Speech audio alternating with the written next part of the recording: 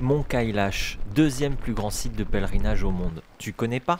Ça tombe bien, moi non plus. Salut, on se retrouve, on est à Payang, je suis un peu à la bourre, c'est pour ça que je fais cette intro à l'arrache. Et aujourd'hui on va prendre la route, on devrait aller au mont Kailash, qui est une montagne sacrée à 200 km d'ici. Et ça va être plutôt cool, on va faire un trek de 3 jours. Voilà, je suis à l'arrache, je suis en retard, faut que je finisse de charger la meule et je te partagerai tout ça. Allez go. Bon, ce qu'on peut surtout constater, c'est que moi je suis prête et que Hugo non. Voilà. Ouais, aujourd'hui c'est moi le vilain petit canard du groupe. Et franchement, ça se voit à ma gueule. Je vais pas te dire une vieille excuse du genre c'est l'altitude ou mon réveil a pas sonné. Non, non, j'assume, je suis à la bourre complet. Pouh! Putain, je suis à la bourre ce matin. Allez, 200 bornes, c'est ce que je disais, jusqu'au mont Kailash, qui est une montagne sacrée où on va faire un trekking de 3 jours. Et ça va être cool. Ça va être cool. Oh là là, comment c'est beau dès le matin ce paysage, à la fraîche. Voilà, j'ai sorti la petite doudoune, le collant technique, tout. Hein. Allez. C'est parti, c'est parti.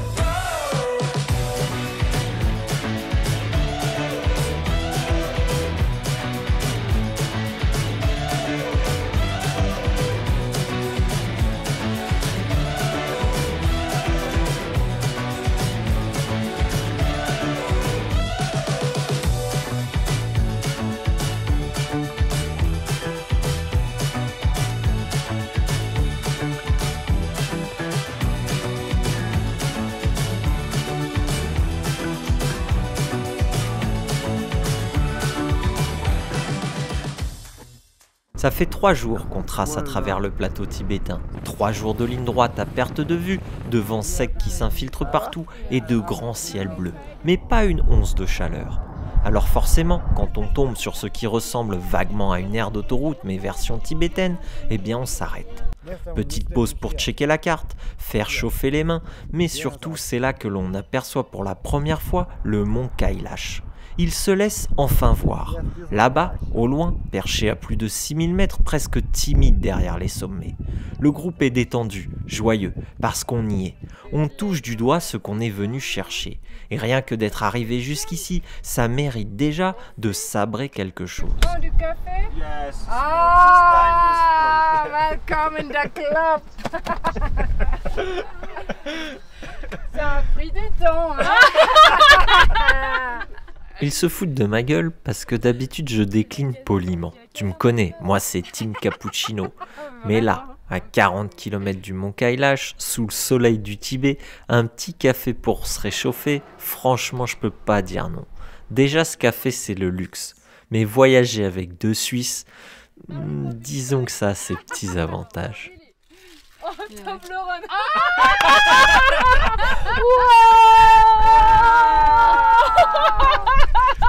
Ça, c'est la montagne. S'il vous plaît, servez-vous. Prends les deux. Toblerone et café quoi. Ça fait du bien, franchement. Merci Françoise, merci Rosemary.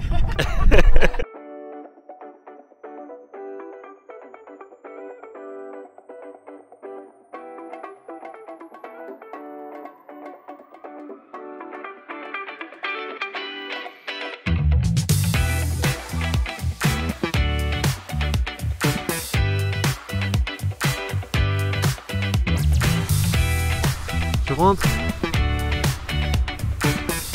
Allez. Allez, suis-moi, ou plutôt suis-nous. J'ai aucune idée de ce qu'on va trouver, mais on va découvrir ensemble à quoi ça ressemble une chambre d'hôtel tibétaine. On va découvrir la chambre.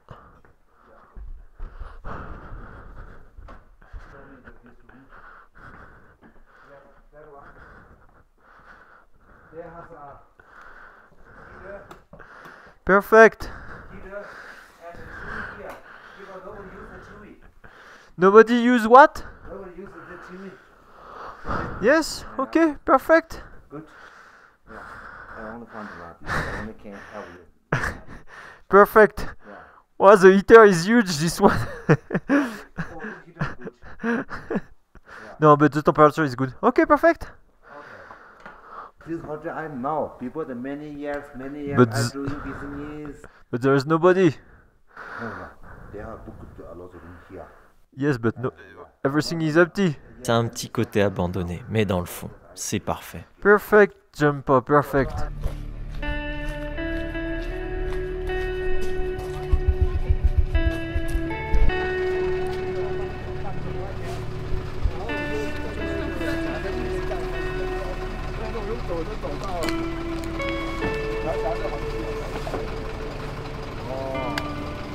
C'est comme à l'école quand j'étais petit, c'est la sortie scolaire. Le lendemain matin, on prendra donc un bus pour nous emmener au départ de la Kora du Mont Kailash. Du moins, ça c'est la théorie, parce qu'ici il y a quand même des bouchons un peu atypiques. À la descente du bus, je vais être honnête avec toi. Le Mont Kailash, je sais pas trop ce que c'est et je sais pas dans quoi je m'engage. Alors, laisse-moi t'expliquer et te présenter la montagne sacrée.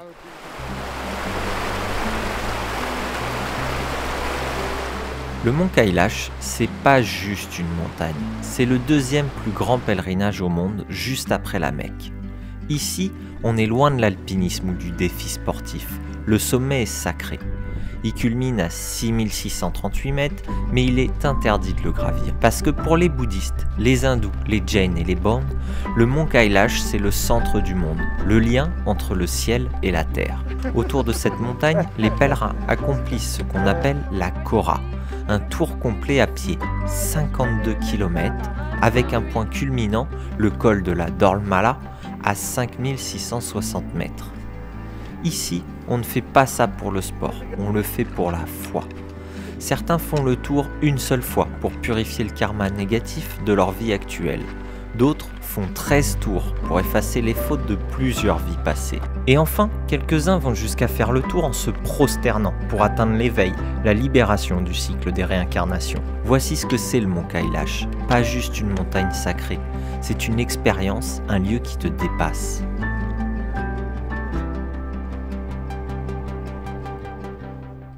La première portion du trek, c'est une vingtaine de kilomètres dans ce que je qualifierais d'un fond de vallée assez plat.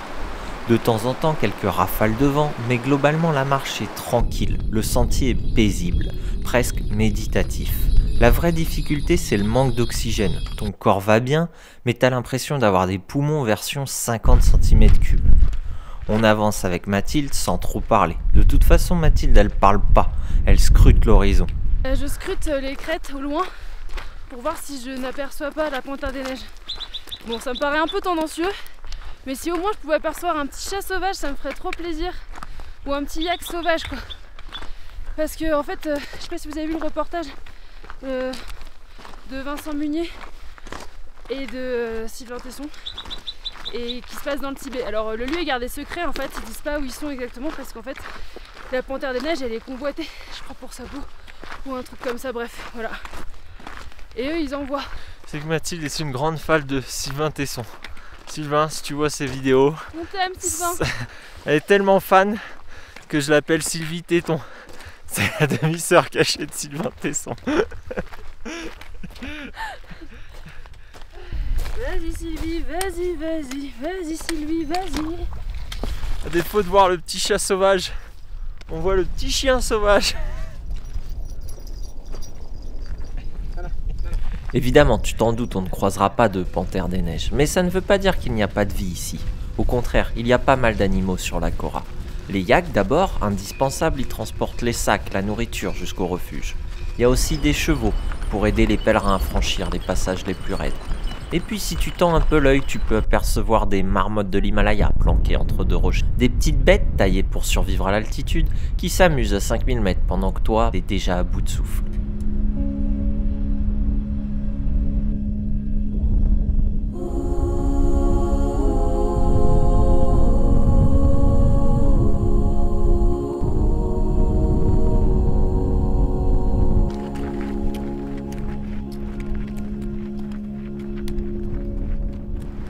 Bon bah voilà, on l'a fait, le Mont Kailash, il est là derrière. Ouh, Je crois qu'on est aux alentours de 5000 mètres. Demain on va monter encore un peu plus haut. Mais waouh, elle est là la montagne sacrée.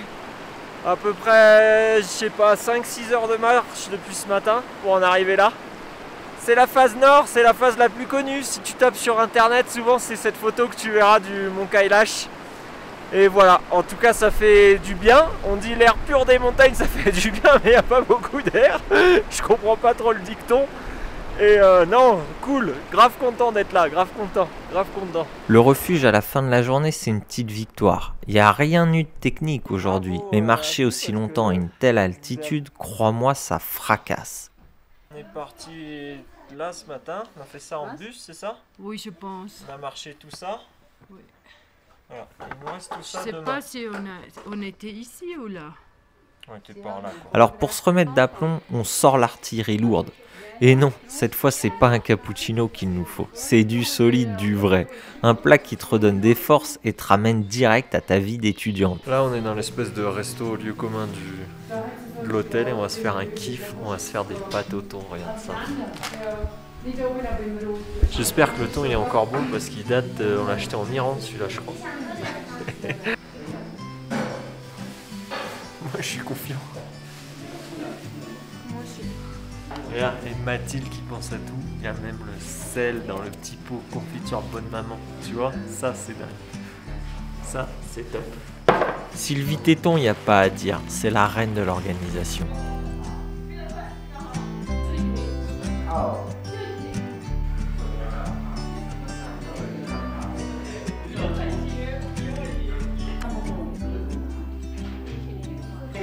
Ça c'est un orgasme culinaire.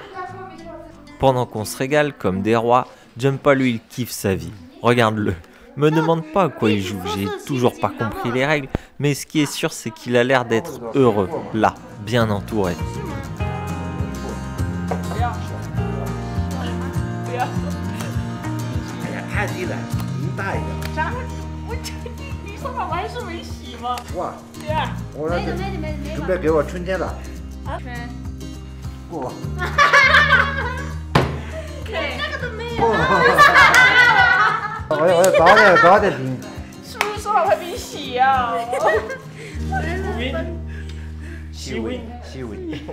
Ce soir on se couche dans une pièce modeste, sans chauffage, un lit dur, pas grand chose, mais cette impression d'avoir déjà vécu quelque chose d'important.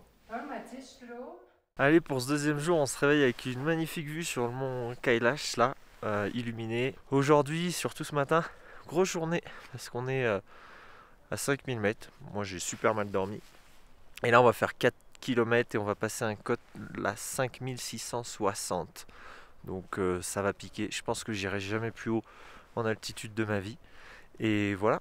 Et Rosemary, aujourd'hui, elle se sent moyennement bien. Donc, elle a pris un cheval. Donc ça va être cool, ça évite de marcher. C'est vrai que 5660, l'avantage pour toi c'est que pour une fois je pense que je vais fermer ma gueule. Tiens, regarde. Le deuxième jour, le vrai défi commence. Il fait beau, l'air est froid, sec, pur, mais aujourd'hui c'est le fameux col. Presque 1000 mètres de dénivelé positif pour atteindre le Drôle Mala à 5660 mètres d'altitude. Rosemary, la journée d'hier, ça l'a bien secoué. Elle décide donc de faire l'ascension à cheval, comme le font beaucoup de pèlerins. Faut savoir que sur ce pèlerinage, il y a des gens âgés, parfois très âgés. Et malgré les risques, leur foi est plus forte que tout. Ils montent à pied ou accompagnés à cheval, guidés par leurs croyances et leur détermination. Pour certains, ce pèlerinage leur sera fatal, car l'altitude et le manque d'oxygène restent implacables. Je te rassure, Rosemary n'en est pas là, elle va bien, mais juste elle sent que ce passage, si elle peut économiser ses forces pour la suite, c'est Il y a mieux. beaucoup de gens qui ont des... tu peux acheter des petites bouteilles d'oxygène. C'est des sprays quoi, je te montrerai. Alors nous on en a une, on l'a donnée à Rosemary. C'est plus une béquille psychologique et si vraiment t'es dans le dur. Parce que je sais pas comment ton corps il réagit vu qu'on est acclimaté plutôt correctement. Je sais pas si ça dérègle tout ou pas. Mais voilà, ces petites bonbonnes. Dans les restos ou les trucs, ils ont la grosse bonbonne type hôpital là. Mais là, c'est des petits trucs, des aérosols. Clairement, sur ce pèlerinage, t'as deux équipes. D'un côté, ceux pour qui c'est déjà une galère physique. Ils avancent au ralenti, bouteille d'oxygène à la main et se shootent tous les 10 mètres. Bonbonne après bonbonne. Pour eux, chaque pas est une lutte.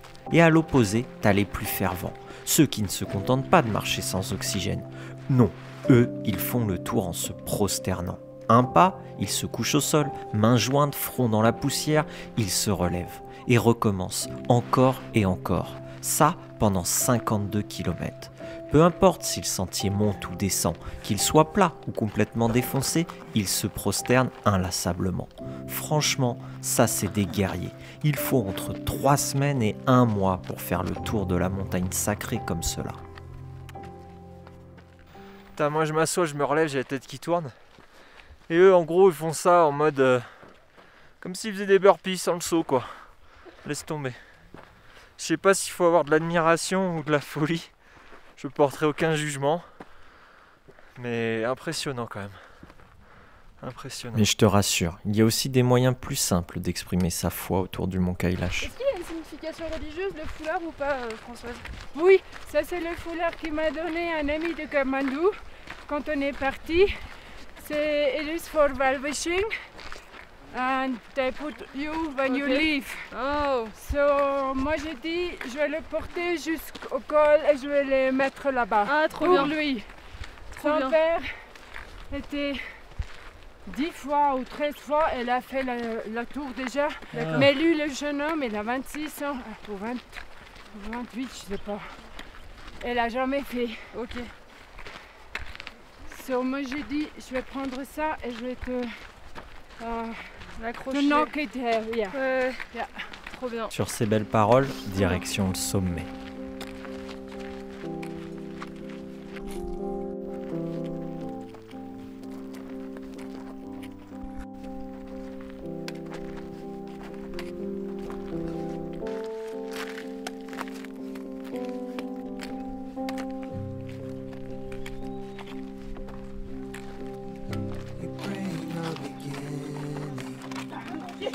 Spark a heart that's come to life and jump the spine. You stun like a cannon. You show the scars of your darkest night in the morning light. Je sens mes jambes peser, mes pensées ralentir, on dépasse les 5600 mètres. J'ai plus vraiment de force, juste une envie d'y arriver. Et puis il y a le col, on y arrive à bout de souffle, à bout de tout. Il y a des drapeaux de prière qui volent dans tous les sens, des gens qui pleurent, des gens qui se prennent en photo, d'autres qui prient. Moi, je sais pas trop quoi faire, alors je regarde et je respire en me disant que je reviendrai peut-être jamais de ma vie ici. Je me dis que c'est ça un voyage, quand tu t'ouvres à lui, il te montre des choses que tu n'avais ni prévues ni imaginées.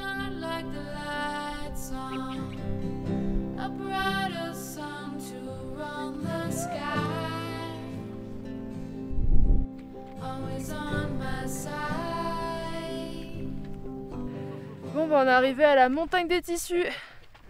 Il n'y a que ça partout. Voilà. 5660 mètres. Je suis bien, un peu mal à la tête, mais je suis bien. Et ouais, non, incroyable. Je suis fier. Je m'attendais pas à faire un truc pareil. Leur strip. Je le ferai pas 13 fois, ni en rampant.